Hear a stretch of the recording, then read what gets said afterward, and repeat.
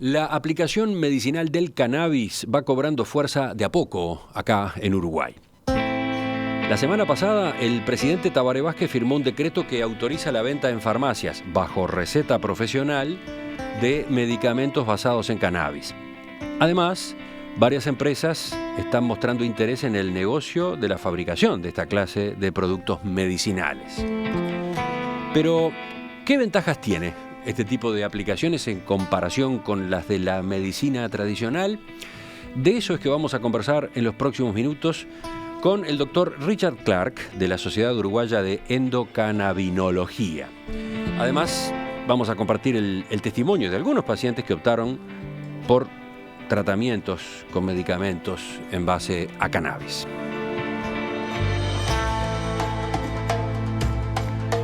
Doctor Richard Clark, buen día, gracias por acompañarnos. Buenos días.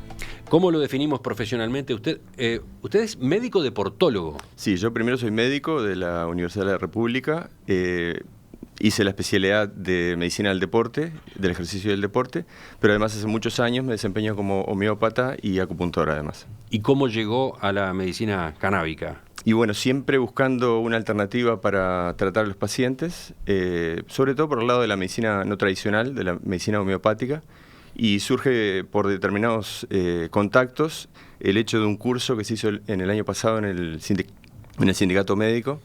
Y bueno, muchos médicos, más de 120 colegas asistimos al curso y fue nuestra primera presentación oficial, sistemática y científica del aporte del cannabis en el tratamiento de los pacientes.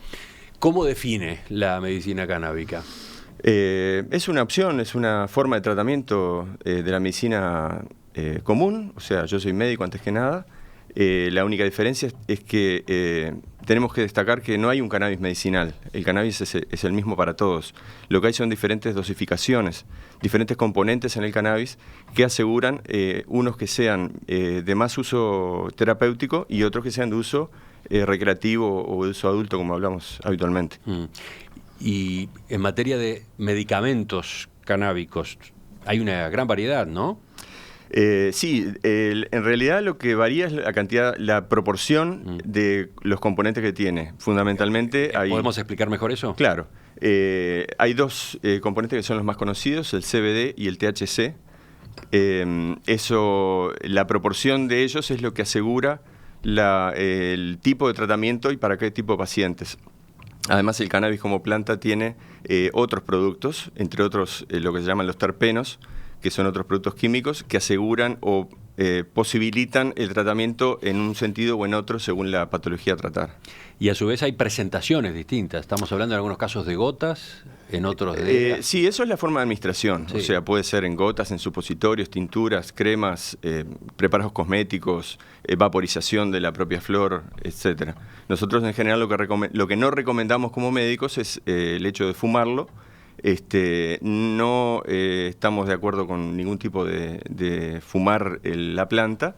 No estamos de acuerdo, ¿qué quiere decir eso? Claro, o sea, por el hecho de fumar, ni tabaco ni ningún tipo de combustión inhalada. Pero sí la administración como... No estamos de acuerdo, ¿está de acuerdo como médico? Como médico, sí. Por los efectos que ese humo... Exactamente, por alterar... Tiene en la salud. Sí, por alterar el oxígeno del aire.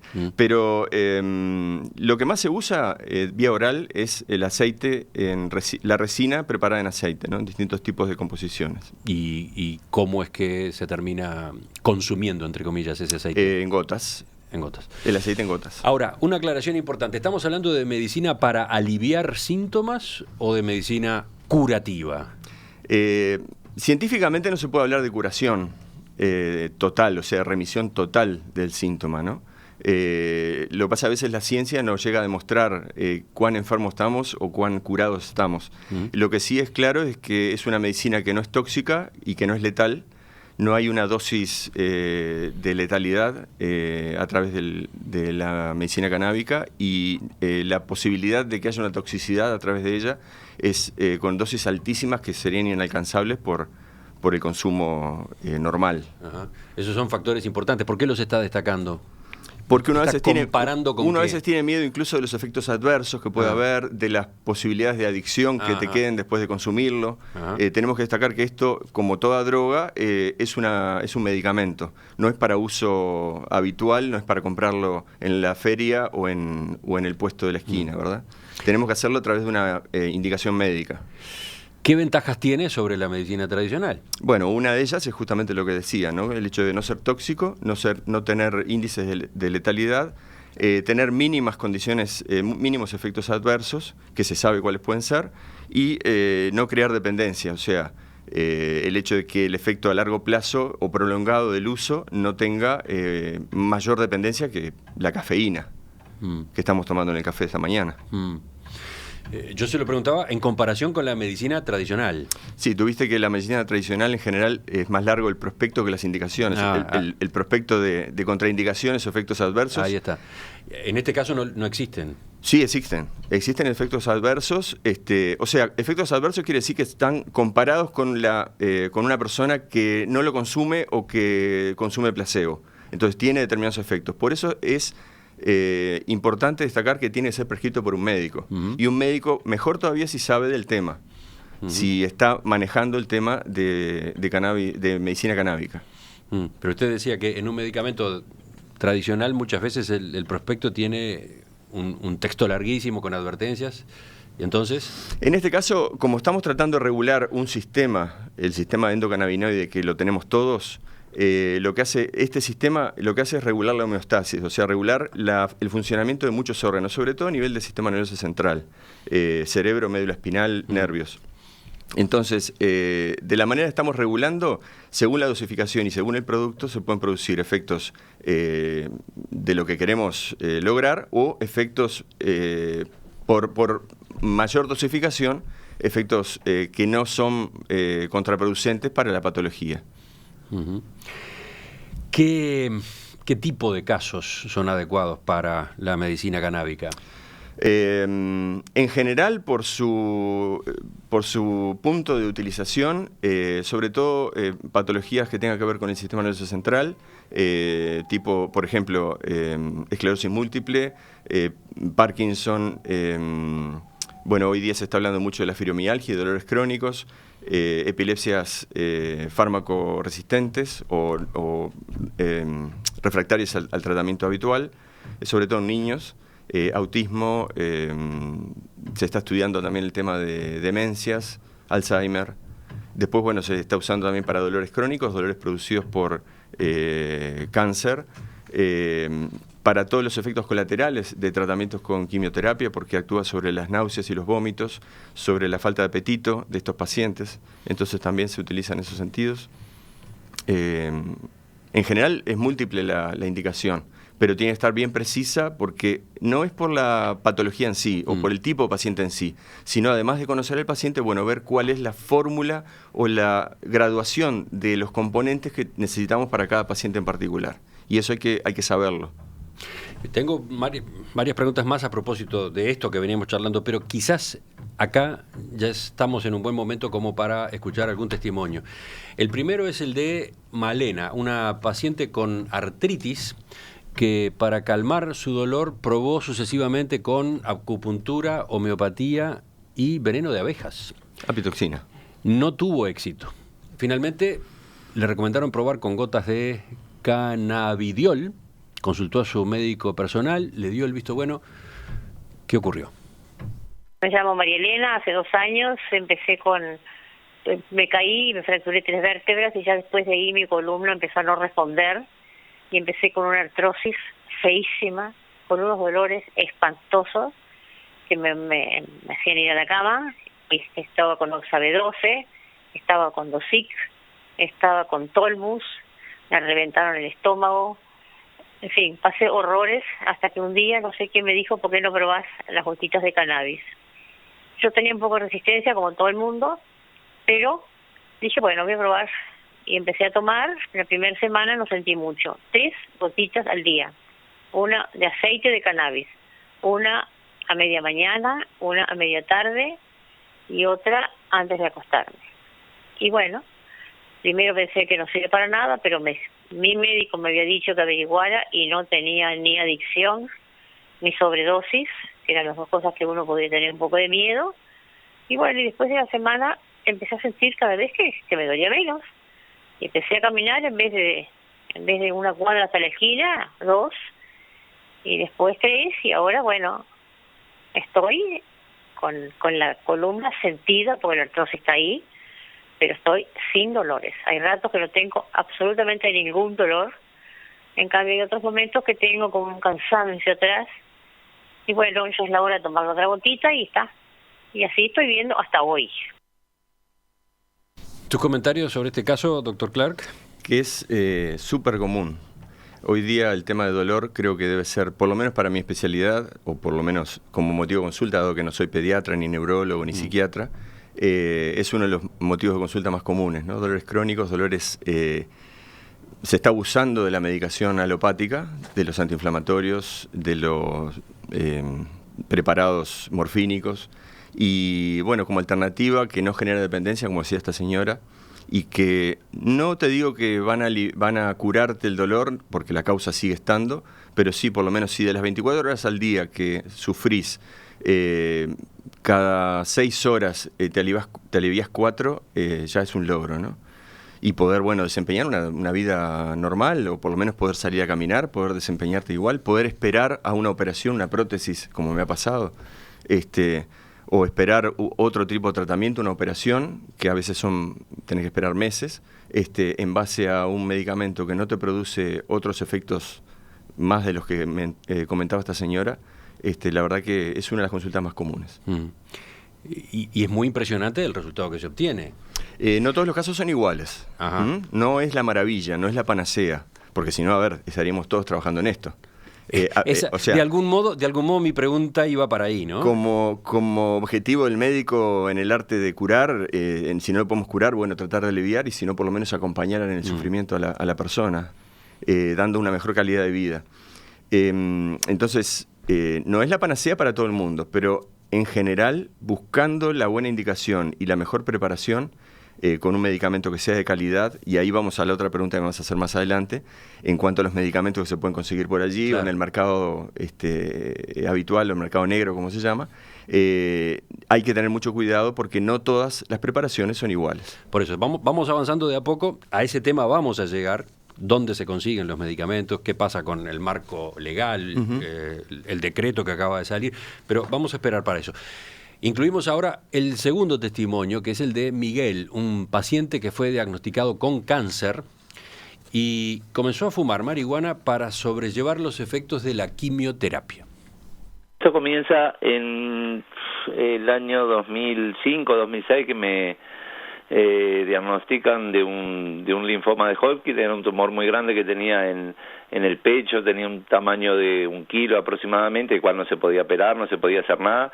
Sí, el tratamiento con quimioterapia y radio, bueno, me hacen los estudios, cuando me hacen la mediastinoendoscopía, un cirujano de tórax, bueno, ahí me dieron la noticia que tenía poca vida, que me quedaban 2 meses y medio de vida por lo avanzado que estaba todo, y bueno, digo, yo no le creí lo que me dijo, y comencé los tratamientos así como me pidieron, como resolvieron los médicos, y comencé a consumir también cannabis junto con el tema de las quimio, que fue lo primero que me hicieron, ¿no? Eran tratamientos muy fuertes porque era un tumor que estaba en un grado muy avanzado.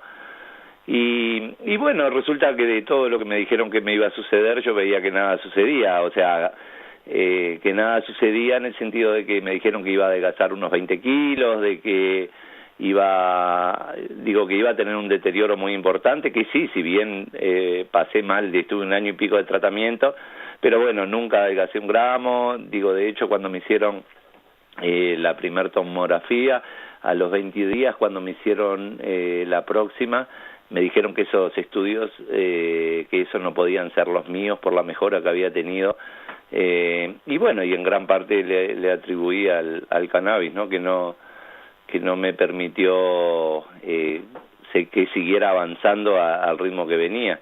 Y bueno, y más que favorable. Entonces, bueno, terminé todo el tratamiento, hice todo lo que tenía que hacer y bárbaro. Digo, para el pronóstico que tenía, fue todo muy bueno, ¿no? Sin duda. El tumor de Miguel finalmente desapareció. Eso es lo que parece, ¿no? Hoy consume un aceite con cannabis que le ayuda a combatir las secuelas de la quimioterapia. De la quimioterapia, exacto, sí. Es más, Miguel es hermano de un colega que es deportólogo también y realmente no está muy de acuerdo tampoco con este tipo de terapéuticas. Pero, bueno, Miguel lo conocí hace algún tiempo. O sea, el hermano de Miguel no está de acuerdo con esta terapéutica. Exacto. Y que, bueno, pero Miguel comenzó... Pero Miguel la llevó a cabo. Sí. Miguel es uno de los... Bueno, empezó haciendo su autocultivo y sus propias preparaciones y hoy día se sigue tratando las secuelas en su organismo de la quimioterapia, hepáticas y en otros órdenes, pero está, como vos y yo, está perfecto, ¿no? Lo conozco personalmente. Recordemos lo que él contaba, ¿no? 2005-2006 le diagnostican un linfoma en el pecho y le dan meses de vida. 2 meses de vida, una cosa por el estilo. Sí, una enfermedad muy grave. Realmente, digo, una de las indicaciones a veces del cannabis, no te digo que sea para tratar el cáncer, pero en el hecho de regular el medio interno, de asegurar la homeostasis del sistema endocannabinoide, promueve la apoptosis celular, o sea, la muerte... Traduzcamos todo eso, por favor. Promueve la muerte celular de las células que no deberían estar ahí. ¿Okay? Y no es como la quimioterapia que ataca la mayor parte de las células de multiplicación rápida. Entonces afecta no solo las células cancerosas, sino además las que están al lado. Lo mismo la radio. En el caso del cannabis no sucede eso. Él empezó siendo consumidor de cannabis fumado y después se aseguró además el hecho de su propia medicina con el autocultivo. En realidad, digo, no podemos como médicos promover el autocultivo en preparaciones o en dosificaciones médicas, ¿tá? Pero sí es una alternativa válida frente a todas las trancas que suceden, por lo menos en este país, a nivel legal, para obtener medicamentos de calidad. Pero me llama la atención que este es un caso en el que el paciente fuma. O sea, además, el efecto terapéutico lo obtiene a partir de un cigarrillo de marihuana. No. O sea, las dos cosas. A ver. Él era consumidor. Ya era consumidor. Y se decide a purificar, digamos, la forma de tratamiento a través de la preparación médica, de medicina, a partir de cannabis. De todos modos, persistiría la objeción que usted planteaba hace un rato. Con el hecho de fumar. Claro, que usted como médico desaconseja o directamente sugiere. Yo como médico no. Como fumar. Médicos no deberíamos recomendar fumar. Por los efectos que fumar tiene en la salud. Exacto. ¿Y acá no hay otra alternativa? En un caso como este. Yo no lo sé, digo, él no es paciente directo mío. Entonces no puedo saber, bueno, cuál es la evolución más allá de los comentarios que él... ¿Pero tenía una alternativa por el lado de la medicina canábica que no fuera fumar? Sí.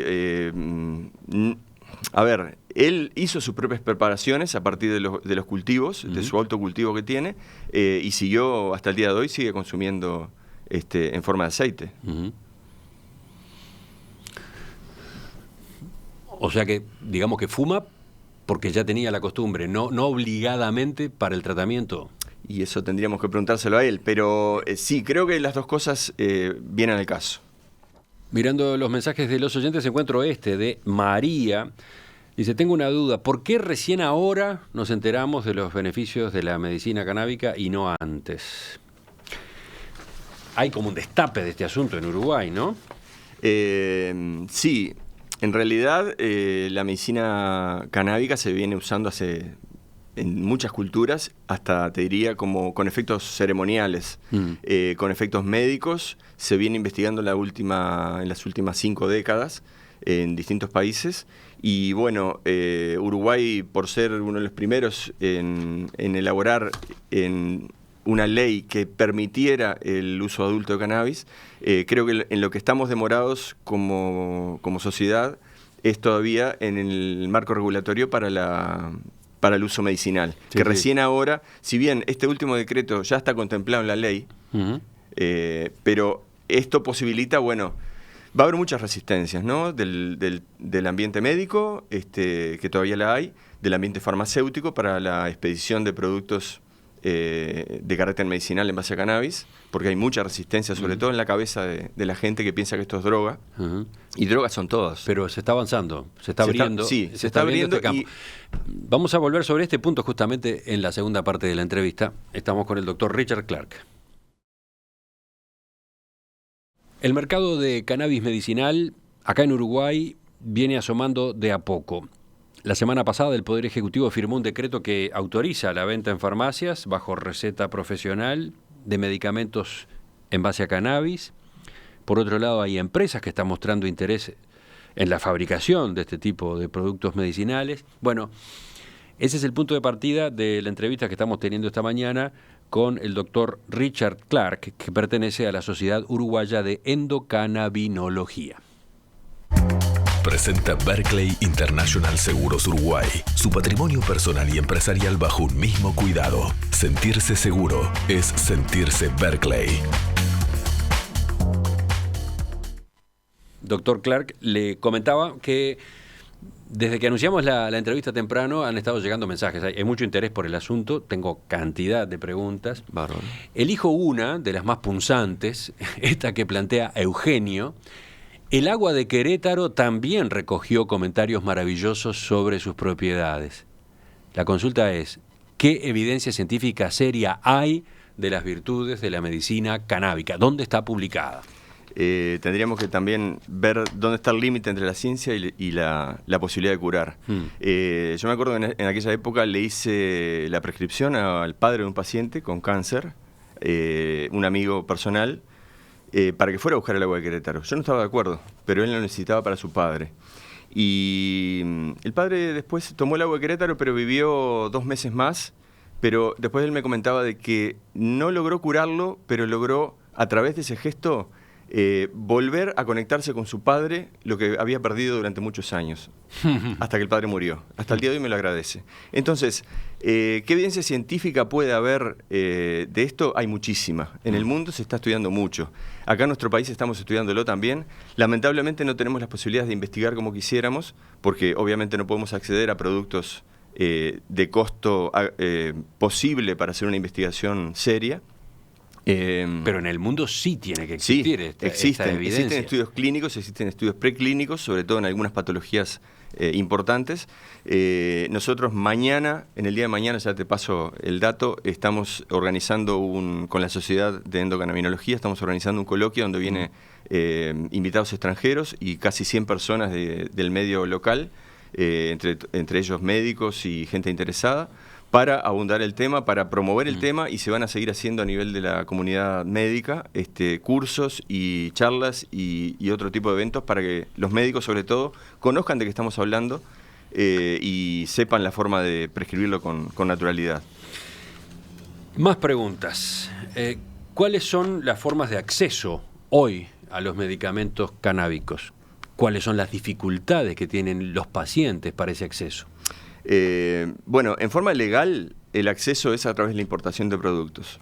Hay un par de... Hasta ahora en Uruguay no se producen legalmente en fábricas instaladas. No están autorizados para su uso ni médico ni comercial, ni por lo menos no hay algo legal que esté establecido. Hay varios proyectos en carpeta, hay proyectos presentados en el Instituto de Regulación, en el IRCA, y los productos que se importan hoy día pueden ser productos de origen norteamericano y de origen suizo-alemán, con distintos componentes de CBD y de THC. Fundamentalmente uno y otro se utilizan para distintas patologías, pero es lo que estamos en condiciones de promover a la persona. Una de las limitantes, obviamente, es el costo. ¿Esos productos importados son caros? Depende para quién. O sea, gastar en el entorno de los $250 a $300 por dosis, puede haber gente que le resulte no muy caro, pero no es para el común denominador de la gente, y es imposible hacer una investigación donde tenga 100 o 1000 personas tratándose con un producto a estos costos. ¿Y entonces qué posibilidades alternativas hay?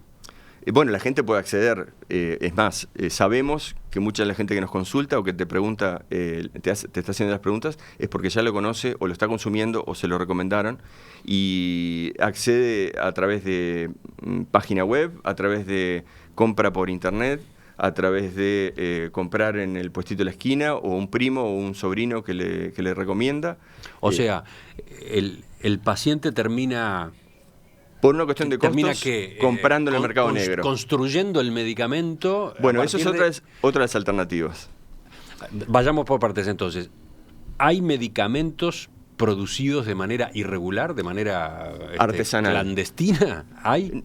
O sea, con muy buena intención, como todo el mundo, ¿no? O sea, por un lado hay medicamentos... Pero como médicos sí lo sabemos. Es más, se está haciendo un relevamiento de cuáles son los medicamentos a los que nuestros pacientes acceden, para tener por lo menos una base de datos y poder hoy o mañana estudiar su composición. Pero quiero decir, ¿hay gente haciendo negocio con esto? Por supuesto. En lamentablemente, el mercado negro, por supuesto, lamentablemente. Es más, no solo haciendo negocios, sino incluso vendiendo falsas expectativas. Jugando a ser médicos, en algunos casos, y otros que ni siquiera el producto que te dan tiene composición médica, farmacológica, de terapéutica, ¿no? También está la otra alternativa, la de quienes fabrican estos medicamentos en una especie de sistema cooperativo, ¿no? ONG, para ayudar a los pacientes que los precisan, para que no caigan en esos negociantes. O sea, estemos de acuerdo de que cualquiera puede, está dentro de la ley, cultivar su propia planta, fumar su propia planta, elaborar su propio aceite, pero las condiciones de calidad del producto terminado para consumo humano a veces pueden no ser las más adecuadas. Sí, allí aparece el inconveniente. Ahí aparece el inconveniente y nosotros como médicos, ¿verdad?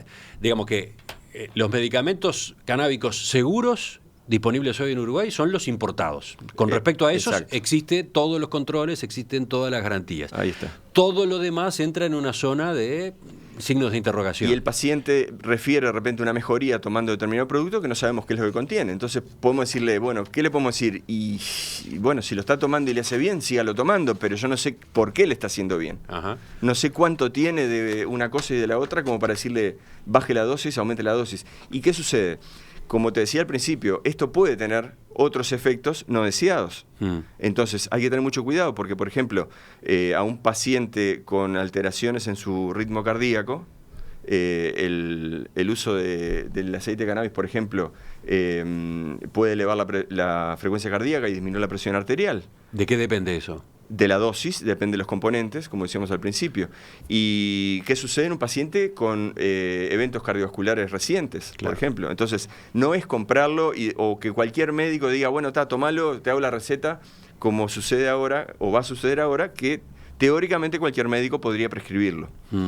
Hay otro detalle a tener en cuenta, según lo que he leído y escuchado, y es que en estas producciones artesanales puede ocurrir que la materia prima tenga algún grado de contaminación, ¿no? Claro. Por distintos factores, por distintos motivos. Exacto. En el cultivo, en el tipo de tierra, en el tipo de fertilizante que se usa, en el tipo de agua que se utiliza, contenidos con plomo, con mercurio, con otros fitosanitarios. El grado de pureza que tiene que tener la flor de cannabis para elaborar un producto medicinal no es lo mismo que la flor para ser fumada. O sea, sería deseable que también para fumar fuera de la misma calidad. Pero en el caso del medicamento tenemos que cuidar esos aspectos. Y después la composición química que se hace con análisis de laboratorios que son bastante costosos para determinar la cantidad de un producto de otro y la calidad de esos componentes y la combinación con estos terpenos que yo te decía que también hacen al momento de la terapéutica.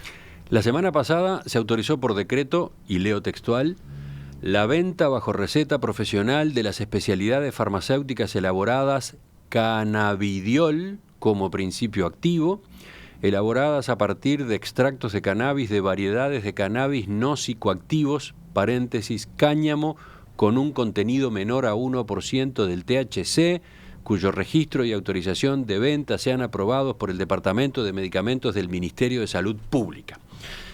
¿Qué implica esto? Bueno, implica que en principio se utilice solamente el cannabidiol, el CBD, como principio activo fundamental, pero en la planta entera es lo que importa. O sea, los preparados puros de CBD tienen su indicación, pero la combinación, como te decía, con los otros componentes, sobre todo la combinación de CBD con THC, y la proporción de esos dos componentes es lo que hace que lo utilicemos para un caso o para otro. Entonces, por ejemplo, casos con alteraciones neurológicas importantes, con insomnios rebeldes, con ansiedad importante, el aumento en algunos casos que necesitamos una mayor concentración de THC sin tener un efecto psicoactivo importante, porque obviamente si a la señora que tiene un dolor en la rodilla le estamos dando unas gotas que la tienen colocada todo el día, la rodilla va a pasar a un segundo plano, pero no es la idea. La idea es que como médicos le demos la indicación y la dosificación adecuada para cada paciente. Pero entonces mi pregunta es, ¿qué cambia con este decreto? Porque recién decíamos que productos importados ya existen en el mercado. Lo que va a cambiar es que vamos a tener un producto un poco más accesible en precio, porque se habla del entorno de los 30 a $100 la dosis. ¿De dónde vendría este producto? Las plantaciones que supuestamente se están haciendo o se van a hacer en breve, con un margen de seguridad en su cultivo, como decíamos, que esperemos que sea bien analizado, con análisis químicos correspondientes y que nos digan, como en todo medicamento, un prospecto que diga, bueno, tiene tanto de CBD, tanto de THC, y que como médicos sepamos, bueno, que lo que estamos brindando a nuestro paciente es estándar, o sea, lo mismo que le damos en marzo, sea lo que le damos en diciembre, y sea lo que el año siguiente va a poder consumir, si le hace bien. ¿Este tipo de medicamentos se van a poder comprar en farmacias? En las farmacias que sí, a ver, tendría que ser de uso común como quien compra una aspirina. No, lo pregunto porque hasta ahora los importados, ¿dónde se consiguen? Los tenés que hacer traer, hay un formulario... Son importaciones directas, digamos. Sí, pero hay un formulario que hay que hacer, el médico lo tiene que hacer a nivel del ministerio, lleva una receta determinada. Ahí está, eso no pasa por farmacias. No. Es una importación que hace cada uno de los como pacientes. Si compras un par de zapatos por eBay. Ahí está. El hecho es... ahora habría la posibilidad de ir a la farmacia a buscar estos. Claro, pero por ejemplo, esto si fuera el marco normal, tendría que poder ser prescripto a nivel de la sociedad. Y todavía esto no está incluido en el formulario terapéutico nacional. O sea, no está dentro del, por así decirlo, vademecum, de las mutualistas, de ACE, etcétera. ¿no? Entonces los médicos no van a poder, aunque conozcan del tema, lo van a terminar mandando, bueno, está bien, si lo quiere comprar, cómprelo a tal lado o vaya a la farmacia por fuera. Va a pasar mucho tiempo para que suceda esto. Estamos en una transición... Como todo. Estamos en una transición trabajosa. Bien de Uruguay. Bien de Uruguay. ¿Y con este decreto quedan afuera determinados medicamentos? ¿Cómo se quedan afuera? Claro, porque se pone límites allí, ¿no? Sí. Especialidades farmacéuticas con un contenido menor a 1% de THC. Hoy se está hablando para corregir en este caso, porque hay para algunas patologías se necesitan proporciones más altas de THC.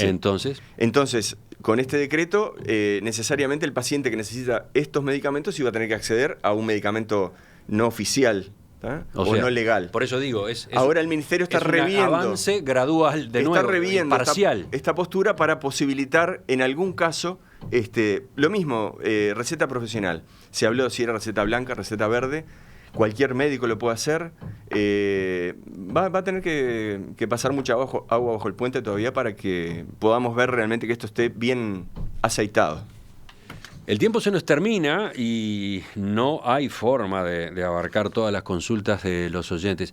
Le voy a pasar, doctor Clark, todo el listado. Te estaba comentando, si querés, porque puede haber algunas que podamos resolver o contestar, no yo personalmente, sino de repente incluso hasta como sociedad científica. Sí, y si es posible tener las respuestas rápido, las publicamos en nuestro sitio, en perspectiva.net, junto con la transcripción de esta entrevista que, por supuesto, dentro de un rato ya va a estar disponible. Perfecto. De todos modos, para terminar, no viene mal repasar para qué tipo de enfermedades la medicina canábica es una alternativa, ¿no? Porque sobre eso siguen cayendo preguntas, ¿no? Fundamentalmente, enfermedades neurológicas, epilepsias fármaco-refractarias, Parkinson, dolores crónicos, náuseas y vómitos producidos por quimioterapia, como decíamos al principio, efectos colaterales de otra medicación, incluso los trabajos que se están haciendo también para el tema de drogodependencia, como para... no es mi área, pero sé que se está trabajando en eso. Y bueno, mañana tenemos justamente un coloquio médico para abundar en el tema y va a haber mucha información de lo que está pasando en otras partes del mundo y ponernos al día. De todos modos, una consulta que se reitera es, bueno, ¿y si yo tengo una enfermedad que por lo visto podría ser tratada con medicina canábica, qué hago? ¿A dónde me dirijo? No tenemos todavía la Sociedad Científica de Endocannabinología, la Sociedad Uruguaya, se creó hace 6 meses y todavía no estamos elaborando, todos los protocolos en el Ministerio para tener personalidad jurídica y todo eso que lleva tiempo, y la página web, lugares donde consultar, los médicos que estamos trabajando en el tema como para que puedan consultar, pero se puede acceder en Facebook, está ya subido el sitio. Ahora no recuerdo ponemos el sitio, pero endocannabinología, entonces Sociedad de Endocannabinología. Esa es una manera de comunicarse sí. E ir en busca de el profesional correspondiente. Y después, preguntarle a su propio médico tratante qué le parece, porque es bueno que también la presión de la gente empiece a hacerse sentir, tengo esto, doctor, ¿qué me pasa? ¿Cómo puedo? Escuché que el cannabis me puede dar resultados. Y el médico, si es un poquito consciente, va a empezar a decir, está sonando mucho esto, voy a investigar, voy a preocuparme por leer. Doctor Richard Clark, dejamos acá entonces esta conversación. Órdenes. Si es necesario, creo que puede ser necesario, volvemos con usted, con otros profesionales, a profundizar en este asunto.